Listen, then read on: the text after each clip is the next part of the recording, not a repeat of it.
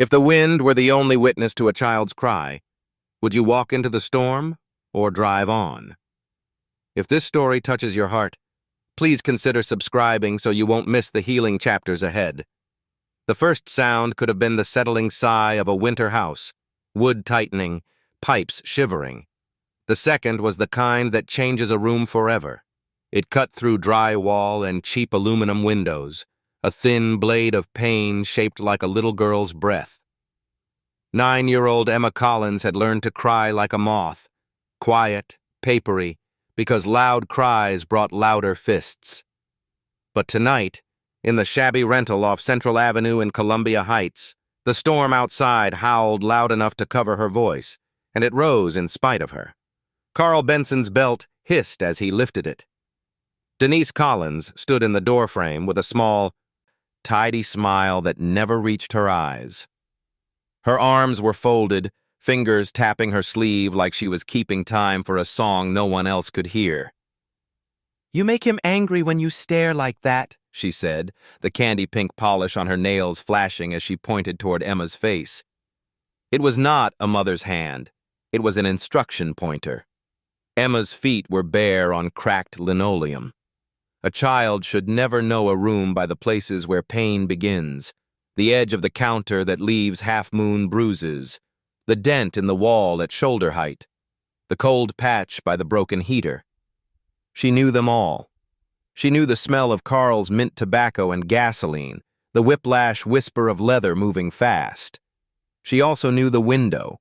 If she looked at it, if she counted down from 10, she could cross the kitchen between breaths and make the back door before the belt fell. This time, she didn't count. When Carl's arm drew back, she ran. She slipped on the first step, slammed her shoulder into the door, and the night opened like a mouth. Minnesota in December punishes the confident. Snow came slantwise off the Mississippi, thick enough to erase footprints before they finished forming. The first breath burned Emma's lungs, the second tasted like iron. She dragged her too short jeans higher on her hips and ran, arms wrapped around herself, hair roped to her cheek in wet strands. Behind her, yellow light spat from the doorway, then vanished. No footsteps followed. That was almost worse. The storm could be outrun. The silence could not. 3 miles south, a black SUV eased off a side street onto Central Avenue, its headlights smudged by the white. In the back seat, Benjamin Walker watched Minneapolis blur into a watercolor of light. The IDS Center burned blue through the snow. The Stone Arch Bridge was a string of pearls barely visible. Nicollet Mall lay muffled and empty. He had left a meeting in the North Loop with a lender from Chicago who talked about leverage like it was a sacrament. Ben had said very little. There were rooms where he spoke because he must. There were rooms where silence did more work than words. Lately, most rooms felt like the second kind. He had asked his driver, Aiden, to cut across Central to avoid a pileup on I-94. The heater hummed. The storm drummed the roof. A lullaby rose in Ben's mind, a winter song he used to hum into a small ear pressed to his chest. Olivia. The name moved through him the way cold moves through glass, a shift you feel before you see. The cry came as they passed 40th Avenue NE. It wasn't metal, not a spine out. The sound was thinner, human in a way that bypassed thinking. It found something inside him already listening. "Stop," Ben said, before he knew he'd spoken. Aiden braked. Wind slapped the SUV like a hand. For a heartbeat, the street was only snow and chain-link fence and a halo of headlight on white. Then Ben saw her, a small, barefoot figure hunched against the fence, arms clamped around herself as if she could hold her bones in place by force. Ben's heart lurched in a way he had not permitted in years. He opened the door. The cold punched his lungs. "Sir," Aiden started. "I hear her," Ben said, stepping into the storm. Emma watched the man in the dark coat come toward her and thought of fairy tales where wolves wear wool. Trust had been squeezed out of her like air from a tired balloon. She didn't flinch. She watched his hands. In her life, hands decided outcomes. He shrugged off his charcoal overcoat and set it over her shoulders like a warm tent. It smelled of cedar and winter and something faintly clean. He crouched until his eyes met hers, but he didn't touch her. Snow crusted his eyebrows and softened his hair, as if the blizzard itself leaned in to hear. "Hey," he said gently, the tone you use with a skittish animal that isn't really an animal at all. "I'm Ben. You're freezing." Emma's lips were blue around her teeth.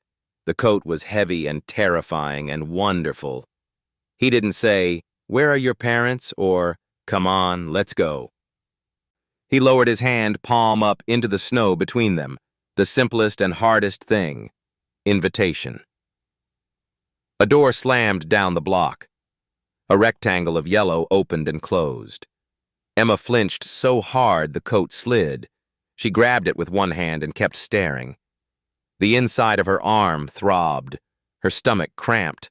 The world narrowed to breath and cold, and a gloved hand held steady in the flakes.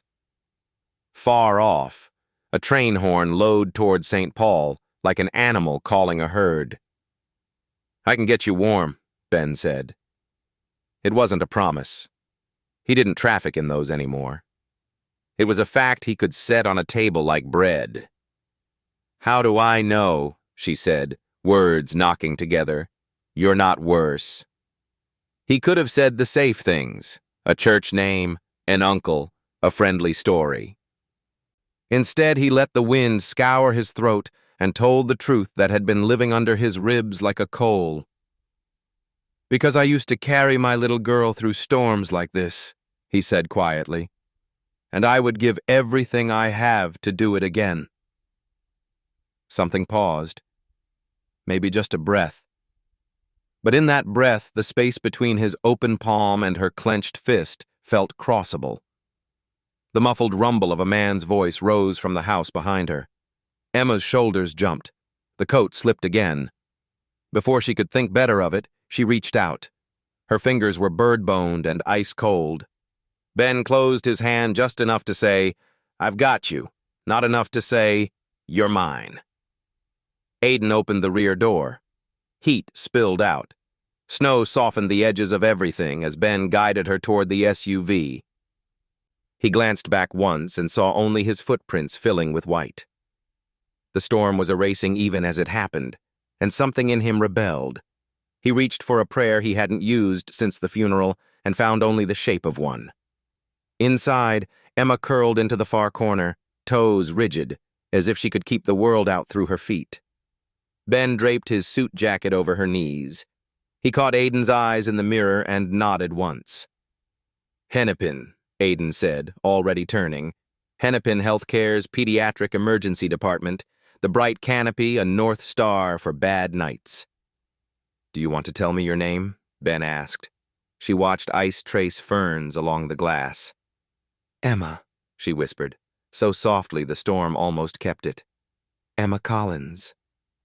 "I'm Benjamin Walker," he said, then softened. "Ben, if that's easier."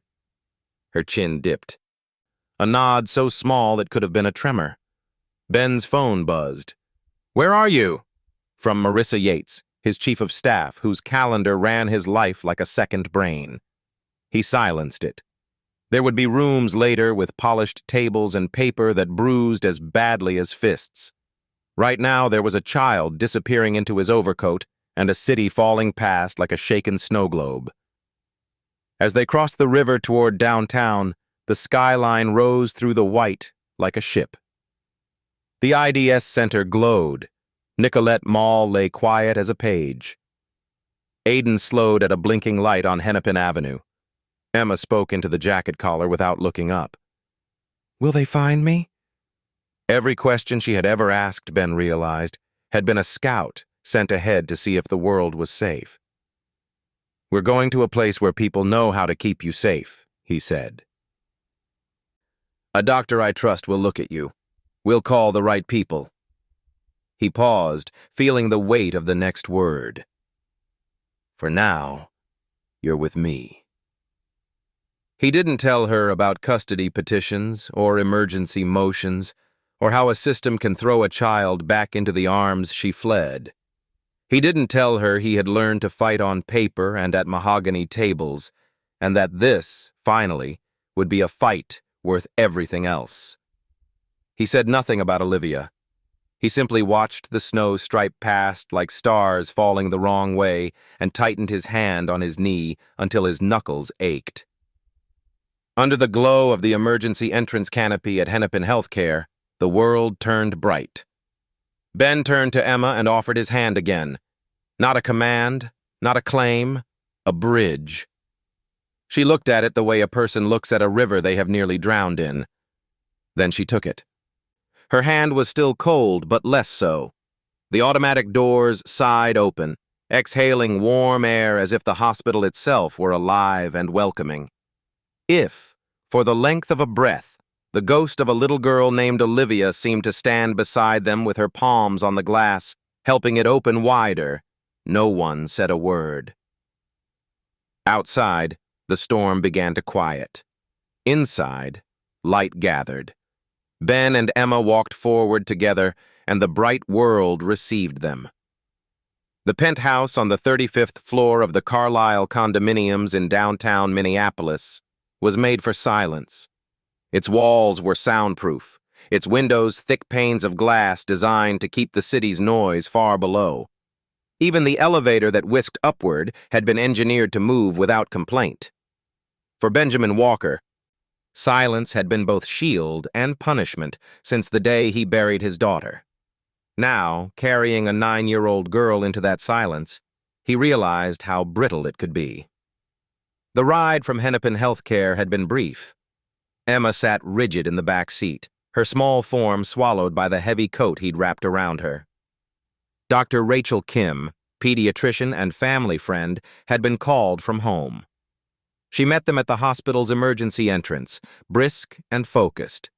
Rachel's questions had been clinical at first, pulse, reflexes, body temperature, but her eyes softened when she pressed a stethoscope to Emma's narrow chest and found the child flinching before she touched. "Old bruises," Rachel murmured in the corridor afterward, voice low. "At least 6 weeks. Some may be older. Malnourished." "She hasn't been eating properly for a long time." Ben's jaw had tightened. He remembered board meetings where he could read every unspoken motive in a man's half-smile. It was harder, somehow, to read the hollow circles under a child's eyes. By the time his driver pulled into the Carlisle's private garage, midnight had passed. Snow still fell in thick veils over the city. Emma followed him with cautious steps, holding the ribbon she had clutched since the storm.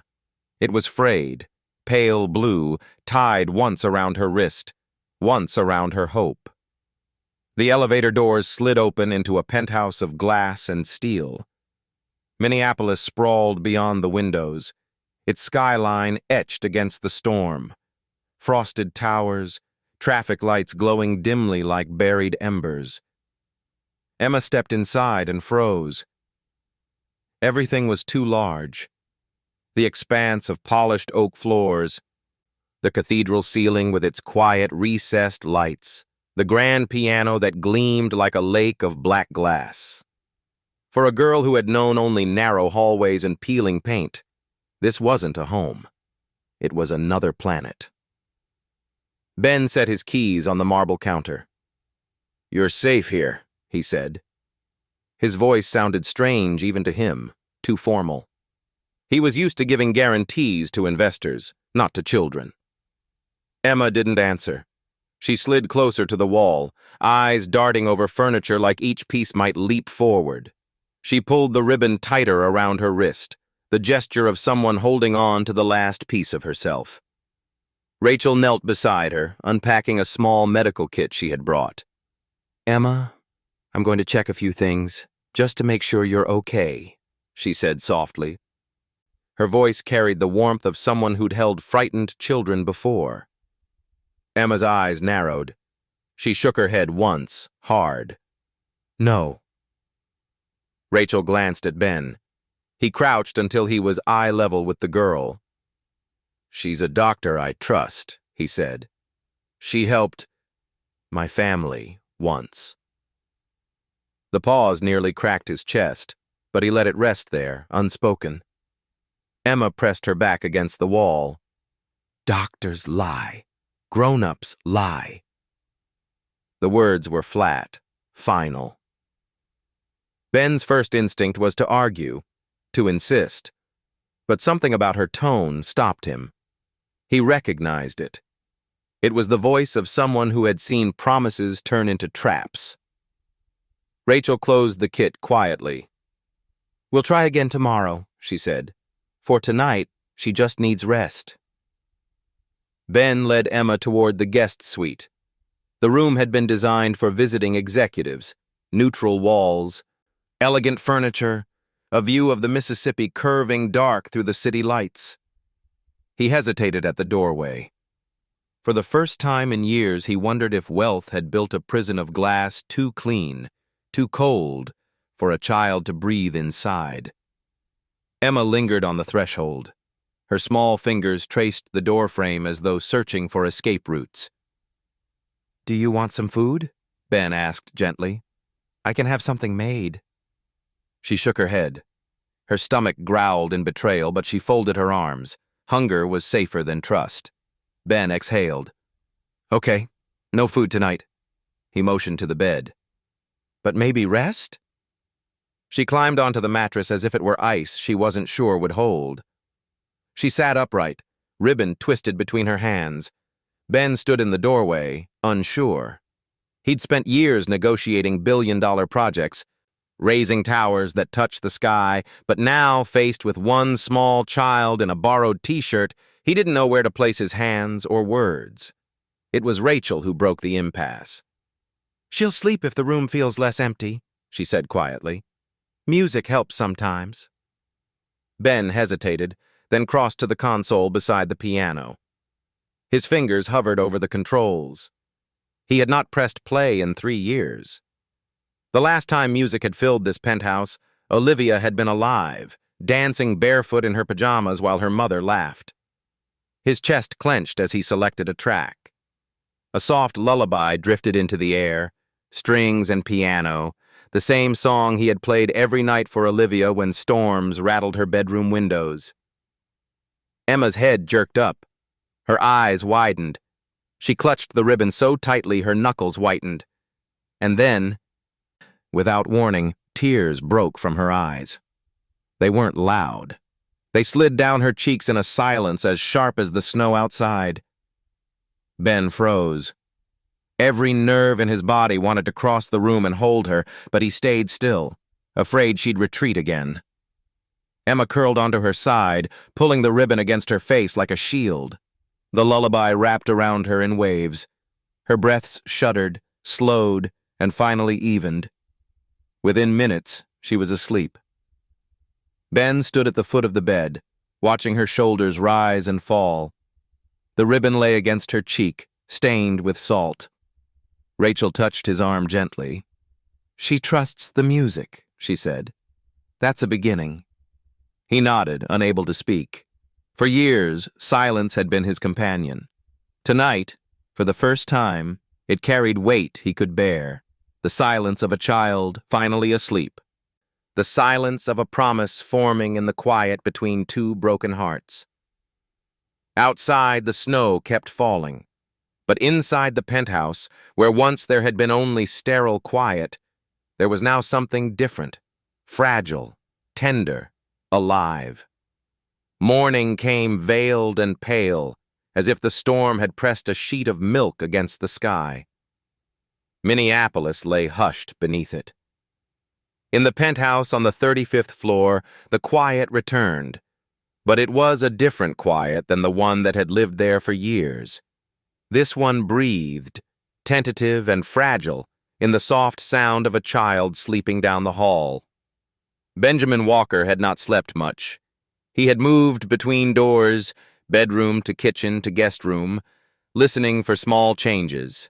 A restless inhale, a nightmare mutter, the telltale clamp of teeth against fear. At dawn, he made oatmeal the way Rachel had once told him to make it for Olivia when she was sick, slow, with milk, a touch of brown sugar like kindness. When he set the bowl on the table, steam curled upward and disappeared into the bright winter light. Emma came to the kitchen in borrowed socks that puckered at the heel. The ribbon was still around her wrist, paler in daylight, edges fuzzy from years of worry. She slid onto a chair, pressed her hands between her knees, and studied the bowl as if it were an exam with trick questions. "You can leave it if you don't like it," Ben said.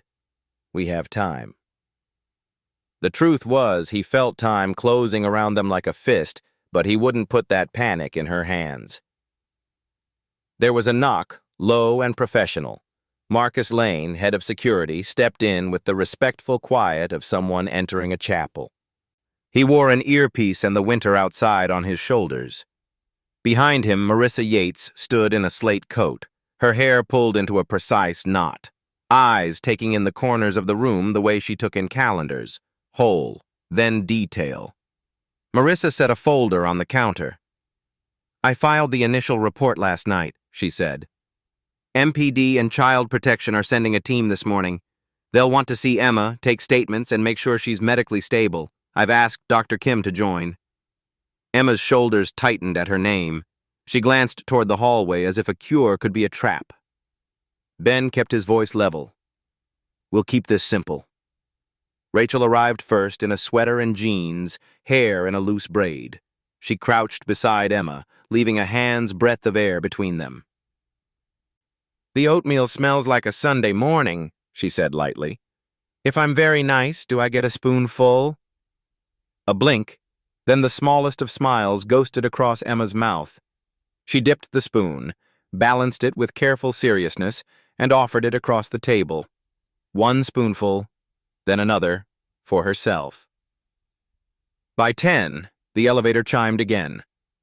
Two people from Minneapolis Police Department's Family Violence Unit stepped into the foyer with a social worker from Hennepin County Child Protection.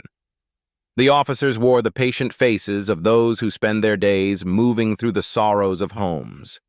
The social worker carried a tablet and a tote bag stamped with a state seal. They accepted coffee. They asked to speak with Ben alone first. Marissa hovered as a witness. Marcus stood by the far window, a silent geometry of vigilance. Ben told them everything he could tell, and some things he had never spoken aloud. The cry in the snow, the hand in his, the way the storm had quieted when they walked into the ER. He watched their faces for belief, for doubt, for the bureaucratic glaze he feared. They were professional. They were careful. They were not unkind. The social worker tapped notes with a stylus.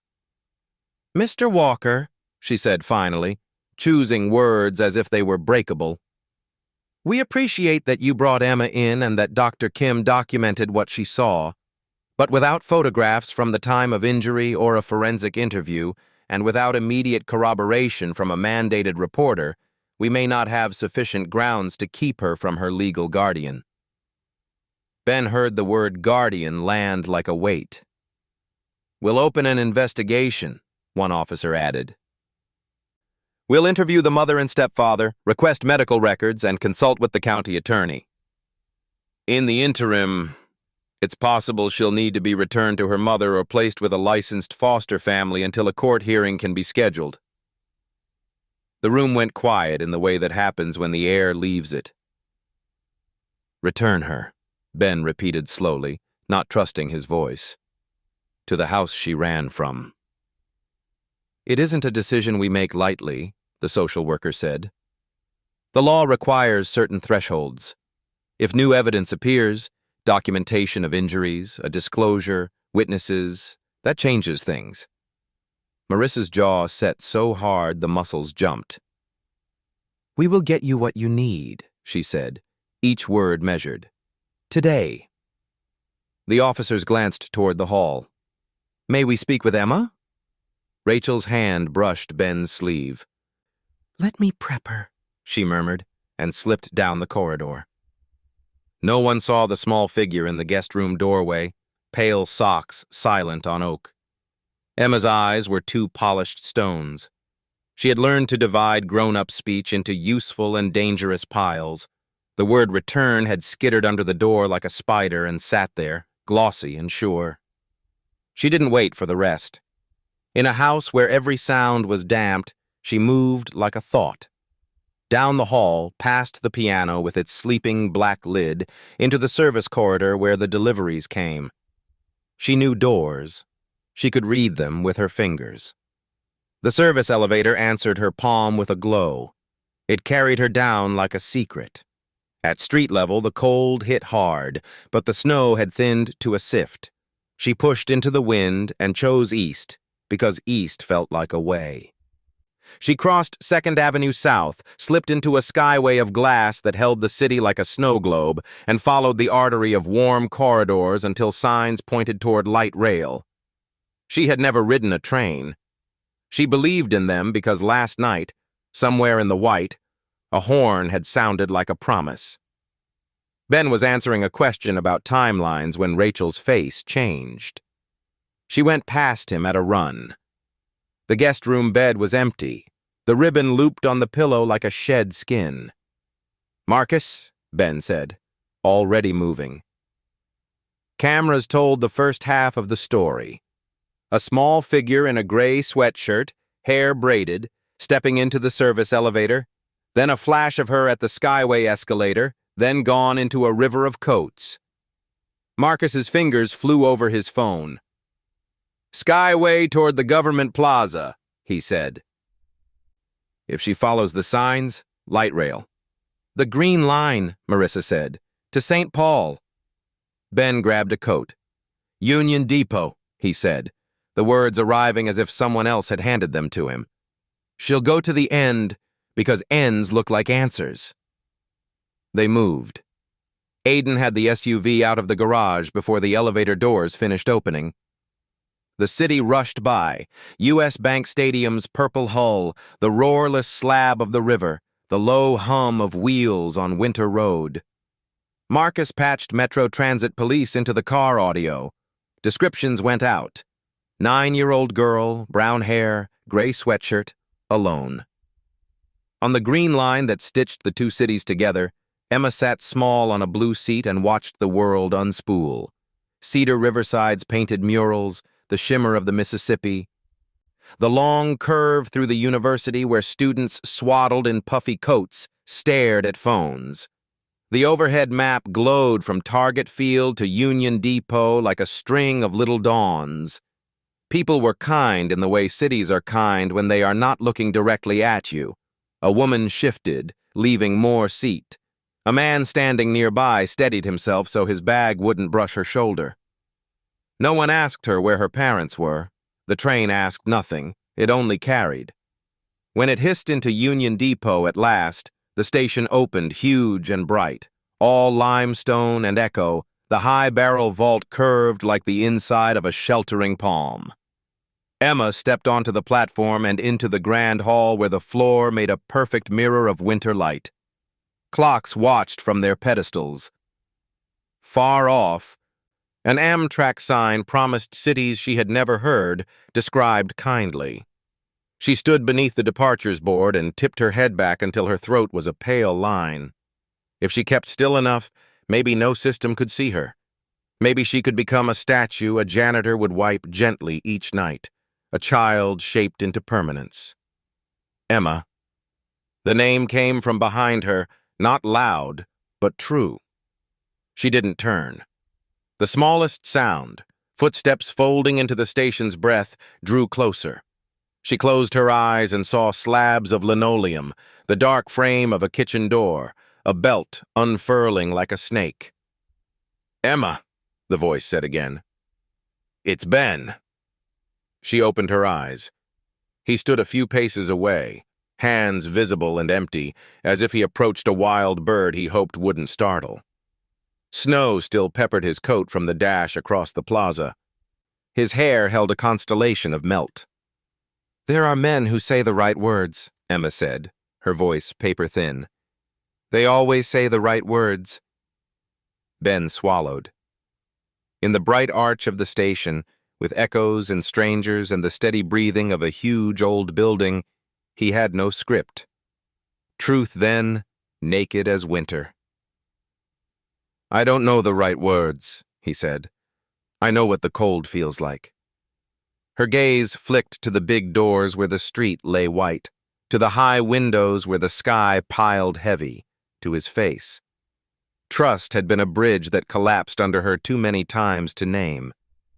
She rocked onto her toes as if she might run. He took one small step, no closer than her shadow. "If you go," he said softly, each word set down like a stepping stone between them, "you'll be cold again. But if you stay, I will fight for you." He didn't say "I promise." He didn't say "I will win." He placed a vow in the present tense and left it there, solid and simple, the way a father places a hand on a fevered brow and says, "I am here." The hall held its breath. Somewhere a suitcase wheel clicked in a steady rhythm. Someone laughed far away, the sound bouncing like a rubber ball. Emma's eyes filled, not with the hot tears of shame, but with the cooler kind that follow the thaw. "What if they make you give me back?" she asked. "Then I will try again," he said. "And again. And I will stand in every doorway between you and harm until the law learns your name." Something unclenched in her face. She looked down at her wrist, empty without the ribbon, then up at the tall clock. She nodded once. A decision as small and heavy as a stone picked up and pocketed for the long walk home. Ben extended his hand as he had in the snow. She took it without ceremony. The warmth of her palm surprised them both. They walked side by side beneath the long, high ceiling toward the doors. Outside, St. Paul's winter waited, honest and bright. Behind them, the station resumed its ordinary breathing. Ahead, on the drive back along the river, the cities would drift past, bridges and grain elevators and the silver thread of tracks, while phones rang and plans unfurled, and a lawyer named Cheryl Stanton cleared her afternoon for war. Trust had fractured that morning. In a way, that was the point. Broken things show you where the light can get in. Snow still clung to Emma's hair when they returned to the Carlisle.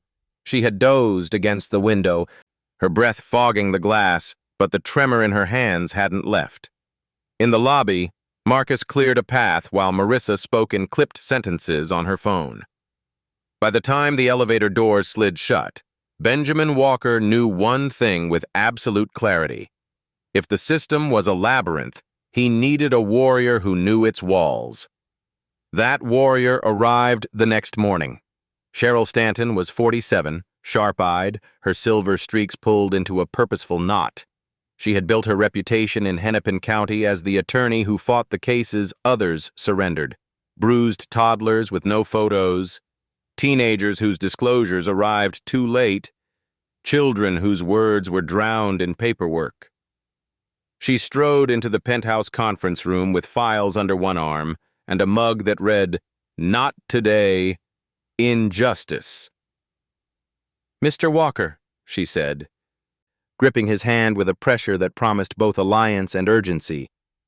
"You picked a fight with the state. Good, but now you have to survive it." Ben gestured toward the sofa where Emma sat curled, ribbon once more wound around her wrist. "She doesn't have time for process. She needs protection now." Cheryl's gaze softened on the girl before hardening again like steel retempered. "Then we file an emergency petition for temporary guardianship. But understand, Denise Collins is her legal mother. She has constitutional rights. We'll have to prove she failed them in ways the court cannot ignore." As if summoned, the television in the corner flickered. A morning news segment lit the room with unwelcome brightness. A headline ran in red: "Real estate CEO accused of kidnapping minor." A reporter stood outside a modest house in Columbia Heights, snow drifting behind her. Denise Collins appeared on screen, eyes rimmed with coal smudges, voice trembling just enough for the cameras. "My daughter was taken from me," she told the microphone. "I was too poor to fight back, and he—" She gestured at a stock photo of Ben in a tailored suit. "He thinks money lets him steal what he wants. Emma is my little girl. I just want her home." Emma's spoon clattered against her bowl. Her face drained pale. "She's lying," she whispered. "She never wanted—" The words collapsed into silence. Ben muted the television, anger low and steady in his chest. "They'll turn her into a prop," he said. Cheryl nodded grimly. "And Carl Benson hired Malcolm Reeves. He's a name you know." Ben did. Reeves was a courtroom showman, famous for twisting narratives into sympathy for the undeserving. The thought of Emma facing his cross-examination sent heat flooding Ben's temples. "Then we counter with truth," Cheryl continued. "We'll file in Hennepin County Court by noon. In the meantime—" She turned to Emma, voice gentle now. "Sweetheart, I know this is frightening, but you're not alone anymore. Your words matter." Emma's fingers tightened on the ribbon. She nodded, though her eyes searched the windows as if expecting shadows to crawl through. That afternoon, the first court appearance was scheduled.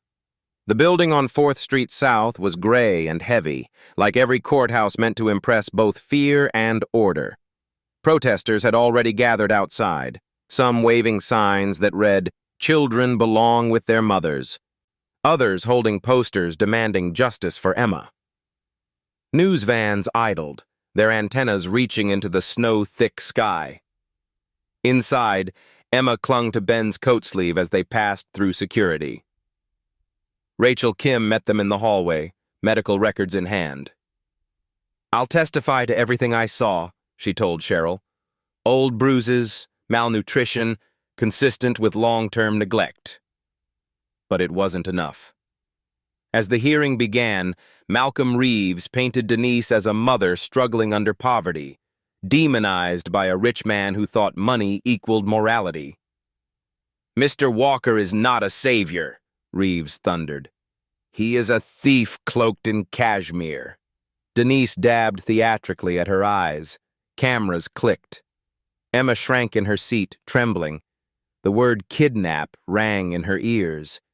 She remembered the house she'd fled, but here, under fluorescent lights, her memories felt too small against their microphones. When recess was called, reporters swarmed the lobby. Their questions sliced the air. "Mr. Walker, are you using your wealth to manipulate the courts? Did you abduct Emma Collins from her home?" Ben stopped on the courthouse steps. Nicolette Mall stretched behind him, its winter banners flapping in the wind. He had spent years avoiding the spotlight except when it served his company. Now he felt Emma's small hand clutch his, her fear pulsing through his skin. He faced the cameras. His voice was steady, stripped of corporate polish. "I did not abduct Emma Collins. I found her in the snow, barefoot and bruised, running from a house where no child should have to sleep. I brought her to safety. I will not apologize for that, and I will not return her to danger." Flashbulbs burst. For a moment, silence followed, heavy as snowfall. Behind him, Emma's eyes flicked upward. For the first time, she saw an adult place himself between her and the world, not as a wall, but as a shield. Cheryl placed a hand on his shoulder, approving but firm. "That was the easy part," she murmured. "Now the real battle begins." The courthouse had barely emptied when Cheryl called a war council inside Ben's penthouse. The long oak table in his private conference room was usually reserved for architects and financiers, but tonight it bore the weight of files, medical reports, and one frightened child's future. Emma sat apart from the adults, cross-legged on a chair too big for her, ribbon wound tight around her wrist. Her silence was brittle glass, ready to shatter at any question. Cheryl spread open a binder. "We need more than bruises and medical suspicion. The court wants proof beyond hearsay. Something to show patterns of abuse, something no lawyer can spin away." Marcus leaned forward, his broad hands folded. "Patterns leave trails. If Carl kept her confined, there might be physical evidence in the house. Scratches, stains, locks." Marissa tapped her pen. "But the police already walked through. They said they didn't find anything conclusive." "They weren't looking with Emma's eyes," Rachel said softly. She had just finished another exam, noting faint scars along Emma's ribs. "Children notice details adults dismiss." Ben turned to the girl. "Emma," he said, lowering his voice, "is there anything you kept for yourself? Anything that shows what happened?" For a long time she didn't move. The adults returned to their arguments, voices climbing when Emma slid off the chair. She padded down the hall to the guest room. Minutes later, she returned with a small notebook, its cover torn, corners gnawed from nervous teeth. She set it on the table as if placing down something alive. Ben opened it carefully. The pages were filled with blocky handwriting and sketches, dates, tallies, words pressed so hard the paper nearly tore. Tuesday, locked in the dark again. Friday, the belt. I counted 40. Crude drawings showed a small figure inside a box-like room, a stickman looming above. The air thickened. Even Cheryl, who had seen evidence most people couldn't stomach, closed her eyes for a moment before speaking. "This," she said, voice low, "is what we needed." Emma's hand darted forward, flipping to a page near the back. A drawing filled the sheet, stairs descending into a narrow rectangle, a bulb dangling overhead. Next to it, a red crayon scribble smeared dark. "The basement," she whispered. "That's where he locked me when Mom said I was too loud." Marcus leaned closer. "Which wall?" Emma pointed to the sketch. "The one with the pipes. There's a crack shaped like a cross. Sometimes I scratched it with a nail." Ben's jaw tightened. He imagined her down there, small hands tracing that cross, while the house upstairs went on as if she didn't exist. "We need to see it," Marcus said. "Tonight." Hours later, under a sky smudged with city glow, Marcus and a private investigator approached the Collins house. The police had not secured it. Carl was out on bail, Denise staying with relatives. Snow muffled their steps. Inside, the air reeked of mildew and gasoline. They found the basement door with its rusted lock. The hinges groaned as Marcus forced it open. A naked bulb swayed above concrete steps. The walls sweated damp. And there, just where Emma's drawing had promised, a crack shaped like a crooked cross etched the cement. Beneath it, faint lines of red-brown darkened the floor. Marcus crouched, gloved fingers brushing it. "Blood," he murmured. He photographed everything, the crack, the lock, the stains. A box of nails sat in the corner, one bent and rusted, its tip sharp enough for a child to etch memory into stone. By dawn, the evidence was in Cheryl's hands. She stacked the photographs beside Emma's journal, a shield forged of paper and ink. "This will change the tide," she said. "Reeves can spin poverty, but he can't spin blood on a basement wall." When Emma woke that morning, Ben sat by her bed. The journal rested on the nightstand, closed now, no longer her secret, but her weapon. She looked at him warily, afraid he might see her differently. Instead, he touched the ribbon on her wrist with one careful finger. "You were braver than anyone should ever have to be," he said. "And because you kept those pages, the truth can't hide anymore." For the first time, Emma's lips trembled into something close to relief. The shadows she had carried alone were now written in the world where others had to see. The battle for custody was no longer about words versus wealth. It was about evidence carved into walls, about a child's courage turned into proof. And for the first time since stepping into the storm, Benjamin Walker believed the law might finally listen. The snow had melted into gray slush along Hennepin Avenue by the time the trial opened, but the courthouse steps still bore scars of protest, discarded signs, footprints pressed into dirty ice, voices that lingered like echoes in stone.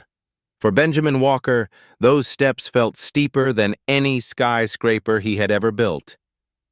Inside, the Hennepin County courtroom was full to bursting. Reporters crowded the back rows, their pens and cameras ready to distill human wreckage into headlines. Lawyers shifted files across polished tables. At the front, the state seal glinted above the judge's bench, a reminder that justice here was not about comfort, but about order. Emma Collins sat between Ben and Cheryl Stanton, her ribbon looped tight around her wrist. She swung her feet nervously beneath the chair, too small for the gravity of what lay ahead. The bailiff called the case. State of Minnesota versus Carl Benson, custody petition of Benjamin Walker regarding minor Emma Collins. The words rang like stones tossed into still water. Malcolm Reeves rose first. His reputation filled the room before his voice did. "Your Honor," he said, bowing slightly to the bench, "this is a simple matter. A child taken from her mother under the pretense of rescue by a wealthy man who believes his dollars grant him dominion over the poor. We do not deny my client, Mr. Walker, found Emma in distress. But distress does not equal abduction, and sympathy does not equal custody. Emma belongs with her mother." Denise Collins dabbed theatrically at her eyes, her hair smoothed into suburban neatness. From a distance, she looked like contrition wrapped in wool. Cheryl stood next, her voice cut clean as a blade. "Your Honor, this is not a case of sympathy. This is a case of survival. Emma Collins did not flee warmth and care. She fled violence and neglect. We will show patterns of abuse, documented injuries, professional testimony, and most damning, evidence found in the very home she ran from." At that, murmurs rippled through the courtroom. Cheryl laid Emma's journal on the table as though it were sacred text. The judge, a woman with steel gray hair and tired eyes, leaned forward. "Proceed." Rachel Kim was the first witness. She described the bruises, the malnutrition, the fear that froze Emma's reflexes even under gentle touch. Reeves tried to paint Rachel as biased, too close to Ben, but she countered with charts, growth curves, medical terminology that left little room for doubt. Next came Marcus Lane. He spoke with the precision of a soldier, describing his visit to the Collins basement. Photographs appeared on the screen. The cracked wall shaped like a cross, the rusted nails, the faint smear of blood. A hush swept the room. Reeves shifted, but recovered quickly. Basement stains could be anything: rust, paint, the accidents of an old home. No chain of custody, no laboratory confirmation. Cheryl's eyes flashed. "Which is why we filed for expedited forensic analysis, Your Honor.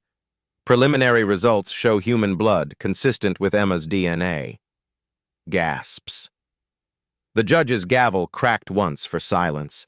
Then, at last, Emma herself was called.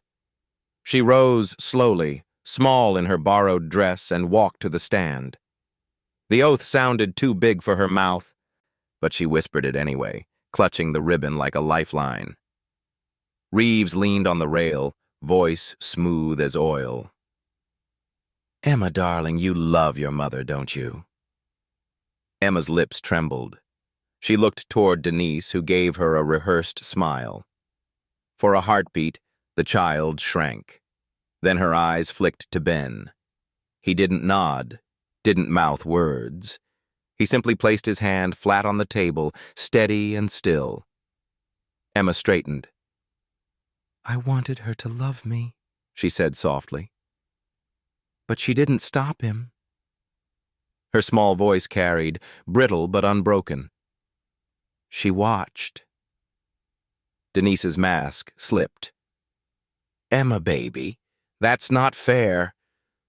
The judge silenced her with a stern glance. Reeves tried again.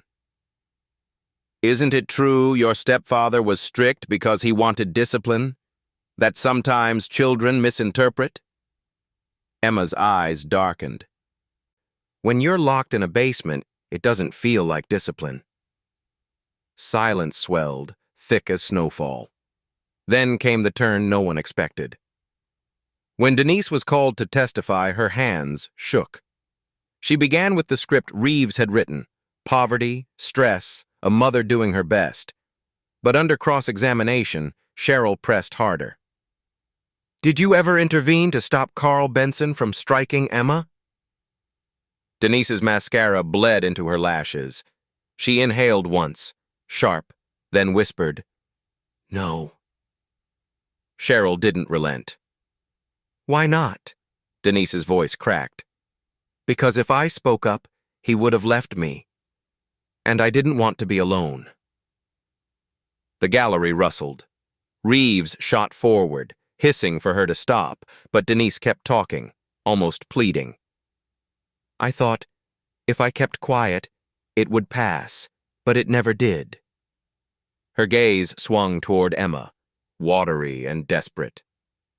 I'm sorry, I want another chance. Please. Emma's shoulders stiffened. She wrapped the ribbon twice more around her wrist. You had chances, she whispered, just loud enough for the microphone. The judge studied the room a long moment before speaking. This court does not take lightly the severance of parental rights, but the evidence is undeniable. Custody of Emma Collins is hereby granted on a temporary basis to Mr. Benjamin Walker. Carl Benson is remanded to custody on charges of felony child abuse. A further hearing on permanent guardianship will be scheduled. The gavel came down.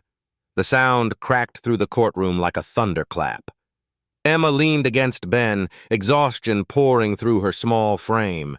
He wrapped an arm around her, not as a conqueror, not as a victor, but as a man who had promised to stand in every doorway between her and harm.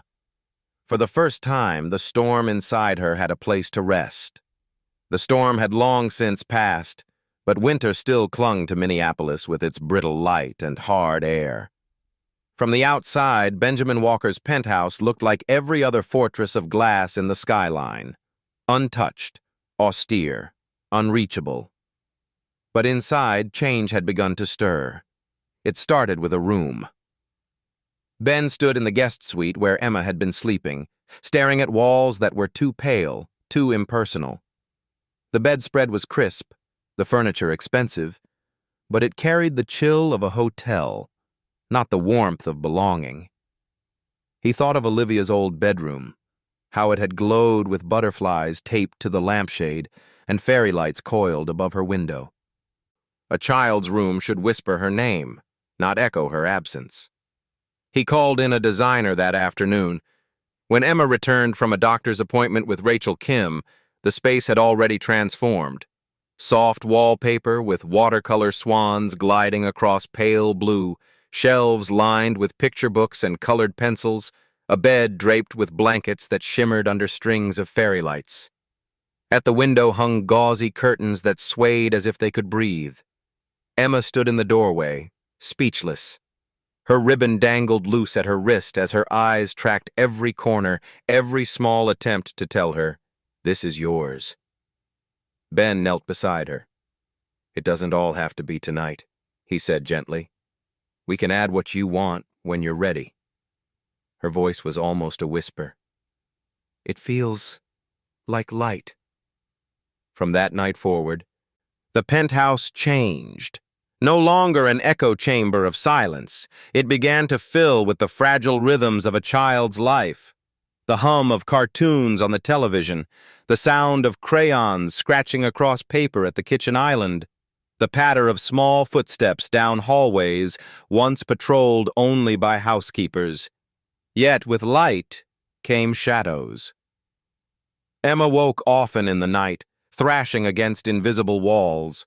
Once Ben rushed in to find her crouched in the corner of her new room, eyes wide as if the basement door had opened again. She couldn't find words, only gasps and small fists pressing against her chest. Rachel recommended trauma therapy. "The nightmares won't vanish overnight," she explained in her calm, clinical way. "Her body still believes she's unsafe. She needs space to talk. To learn her memories won't control her forever." Emma resisted at first. In her world, speaking had always made things worse. But Rachel promised to stay with her through the first session, and eventually Emma agreed to try. One evening, after another nightmare, Emma crawled into the living room where Ben sat in a chair by the window. Snow floated against the glass, city lights blurred beneath it. She wrapped the blanket around her shoulders like armor. "Ben," she whispered. He turned, lowering the book he hadn't really been reading. "I'm here." Her eyes glistened with fatigue. "I'm scared. Not of Carl anymore, but scared that one day they'll come back. That someone will knock and I'll have to leave." The words landed heavy, heavier than any contract he had ever signed. Ben closed the distance between them, kneeling until his eyes met hers.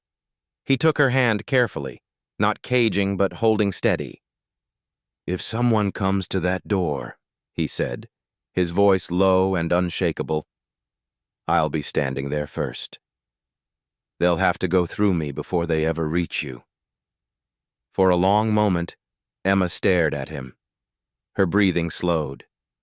Then she curled against his chest, the ribbon brushing his sleeve. He held her as she trembled, his chin resting lightly on her hair, as though anchoring her to this world where promises could be kept. The penthouse glowed that night, fairy lights twinkling in Emma's new room, the skyline glittering beyond the glass, warmth finally seeping into walls that had been lifeless for too long. Ben sat awake long after she slept again. He had once thought grief would be the final tenant in his life. Now, in the quiet of midnight, he realized something else had moved in. Responsibility born not of law, but of love. A home was not built by wealth or walls. It was built when someone whispered, "You're safe," and meant it. And for the first time since Olivia's absence hollowed him out, Benjamin Walker's home carried light again. Winter in Minneapolis didn't forgive easily, but it always made room for children to test their courage. By February, the snowdrifts along Hennepin Avenue had been carved into gray ridges, and the air bit hard at dawn. On that first Monday morning, Emma Collins stood at the gates of Minneapolis Public School with her ribbon tied neatly around her wrist, her new backpack hanging squarely on her shoulders. She didn't speak much on the drive there.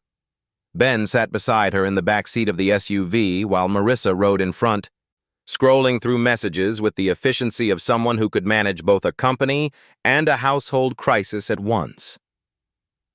When the car stopped, Emma lingered, staring at the red brick building. The schoolyard teemed with children, their laughter sharp as the cold. Ben crouched so his eyes were level with hers. "This isn't a courtroom," he said softly. "You don't have to prove anything to anyone. Just be Emma." Her fingers twisted the ribbon. "What if they already know? About the trial? About me being the girl from TV?" He exhaled. There was no denying it. Her face had been splashed across headlines she never asked for. But he brushed a strand of hair from her cheek. "If they know, then they'll also see you walk through those doors anyway. That's stronger than any story they've heard."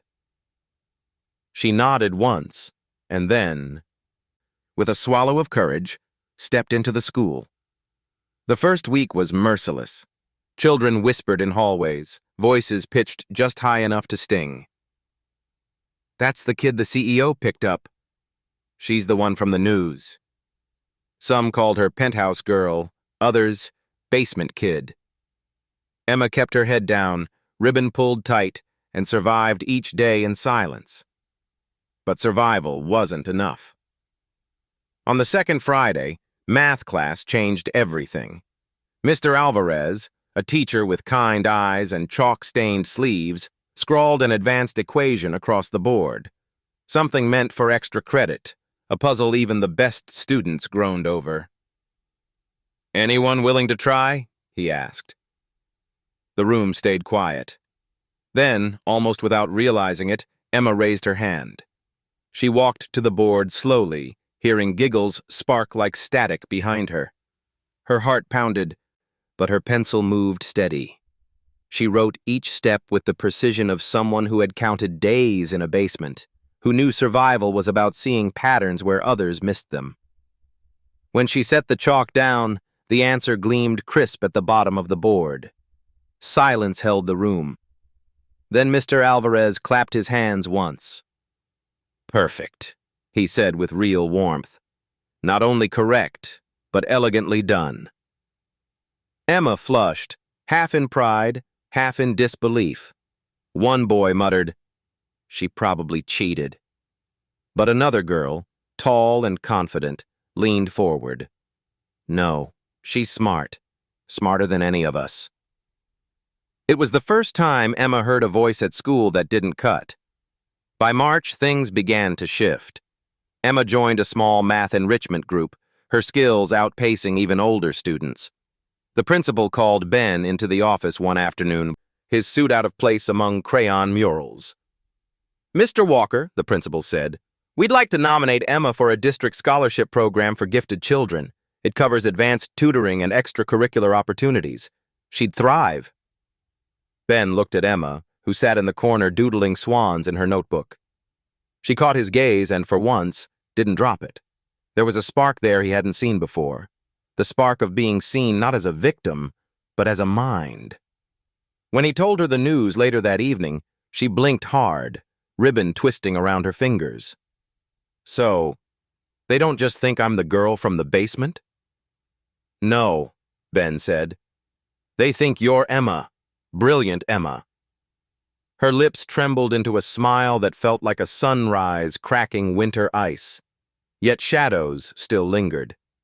Some classmates continued to whisper, "Cruel kids tossing words like stones." One afternoon, Emma came home with her notebook bent, the words "snow rat" scrawled across the cover in marker. She handed it to Ben without a word, her face tight.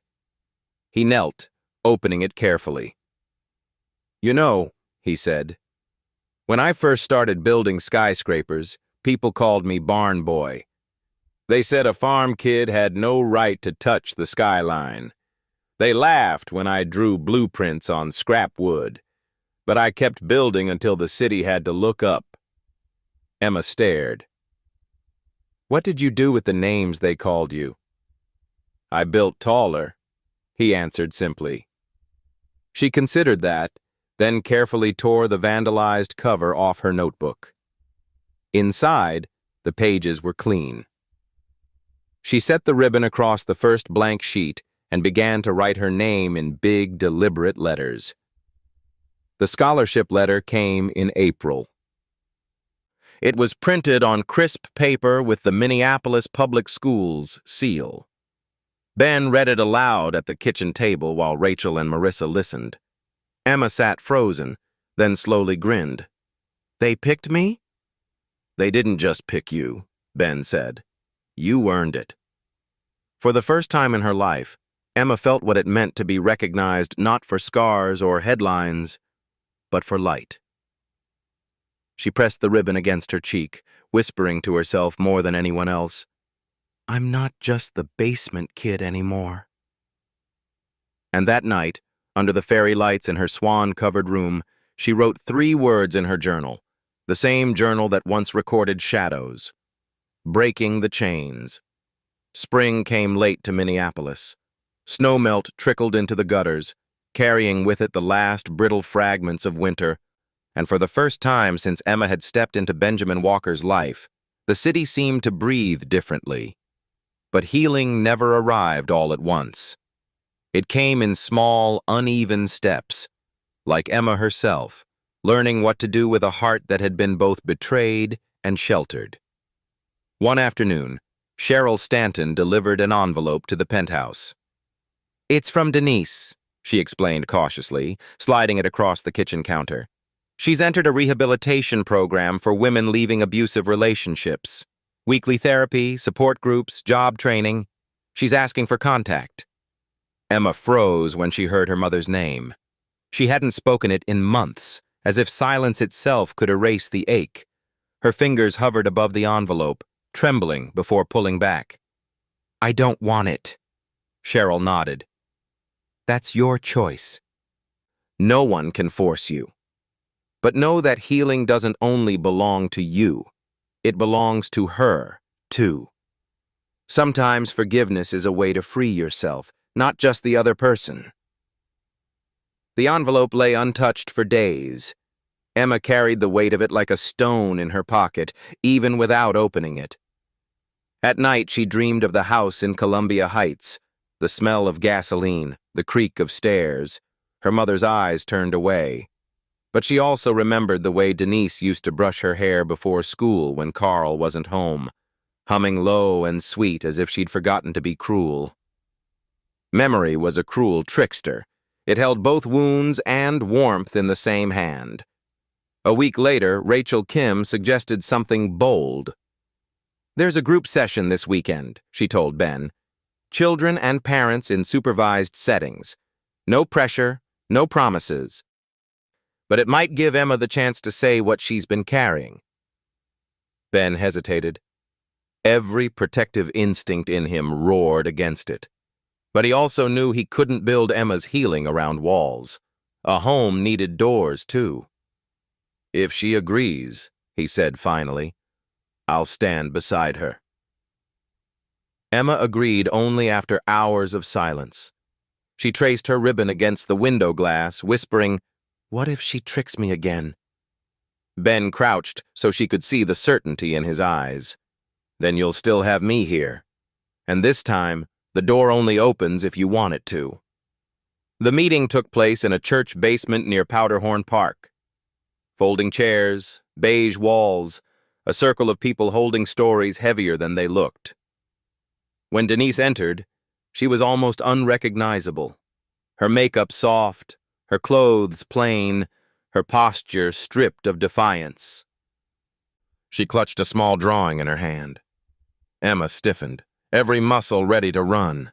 Ben's hand settled gently on her shoulder. The facilitator spoke first. "This is a space for honesty, for listening. Emma, you can say as much or as little as you wish. Denise, you may respond, but only with truth." For a long time, Emma stared at the floor. Then, slowly, she lifted her eyes to her mother. "Why?" The word shook, but rang clear. "Why didn't you stop him?" Denise's lips trembled. "Because I was weak," she said. "Because I wanted someone to stay with me, even if it cost you. I thought silence would keep me safe. But it only kept you hurt." Emma's small hands fisted around the ribbon. "I screamed for you." Tears slipped down Denise's cheeks. "And I heard. And I didn't move. That is my sin, Emma. I can't erase it." "All I can do is tell the truth now. I failed you. You had every reason to hate me." She held out the drawing, crayon lines of a mother and daughter beneath a bright sun. "I want to be better, but I don't deserve your trust. I hope someday you can forgive me, even if you never come back." The room was silent except for Emma's breathing, fast and shallow. Ben wanted to step in, to shield her from the weight of it, but he knew this moment was hers. Emma's eyes glistened. She whispered, "I don't want to go back. Not ever." Denise nodded quickly, desperate. "You don't have to. Not if you don't want to." Emma closed her eyes. For the first time, she realized forgiveness wasn't a key to open the past. It was scissors to cut herself free. When she spoke again, her voice was steadier. I can forgive you, but I can't live with you. I can only live here with people who keep me safe. Ben's throat tightened. Pride and sorrow tangled in his chest. Denise bowed her head, sobbing into her hands. Thank you, she whispered. On the ride home, Emma leaned against Ben. The ribbon was damp from her palms, but her expression carried something new. Not joy, not relief exactly, but a lighter burden. Was I mean? She asked softly. No, Ben said. You were brave. Forgiveness doesn't mean forgetting.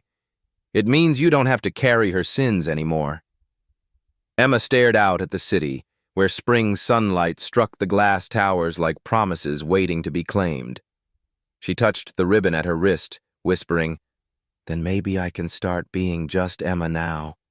Not her shadow, not his prisoner, just Emma. Ben closed his eyes. For the first time in years, he felt a prayer rise unbidden, grateful and raw, that this small child who had crawled out of snow and silence might now grow into her own light. December returned as if the year had circled back just to prove how far they had come. Snow floated over Minneapolis like sifted sugar, coating Nicollet Mall in a softness that disguised every hard edge. Strings of lights hung across the street, bells chimed from Salvation Army stands, and the air carried the faint mingling scents of cinnamon and roasted chestnuts.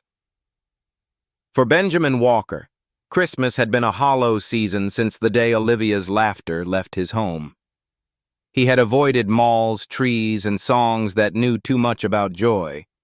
But this year, with Emma's hand tucked firmly into his, he walked into the glow of Nicollet Mall as if stepping through a doorway he had once thought locked forever.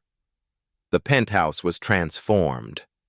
Marissa had overseen the decorating with military precision, but it was Emma who had given it soul.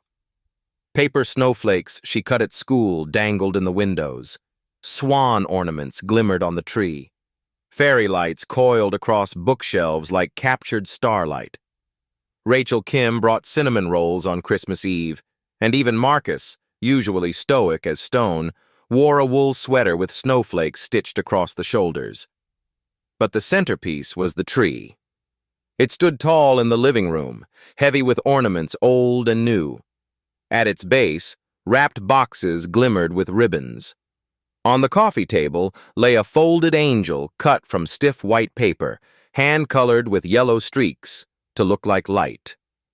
Emma held it reverently. This one goes on top. Ben lifted her gently so she could reach the highest branch. Her small hands steadied against the green needles, and she set the paper angel in place. It leaned slightly, imperfect and beautiful. The room hushed for a moment. Outside the glass, snow pressed against the skyline, making Minneapolis look like a snow globe turned by a gentle hand. Inside, warmth filled the air. Emma turned, her eyes bright with reflection from the fairy lights. You know, I think I was meant to find you in the snow. Ben swallowed hard. I thought I was saving you, he said quietly. But the truth is, you saved me too. She rested her forehead against his shoulder. Then we saved each other. Later that evening, they joined the crowds at Nicollet Mall. Carolers sang beside the towering city tree, voices rising against the cold. Children twirled in puffy coats, their laughter rising with the music. Emma clutched a cup of hot chocolate, steam fogging her glasses. A woman paused to smile at them. She looks happy, she said to Ben, nodding toward Emma. She is, Ben answered simply. It felt strange and miraculous to speak those words aloud and know they were true. Emma tugged his sleeve.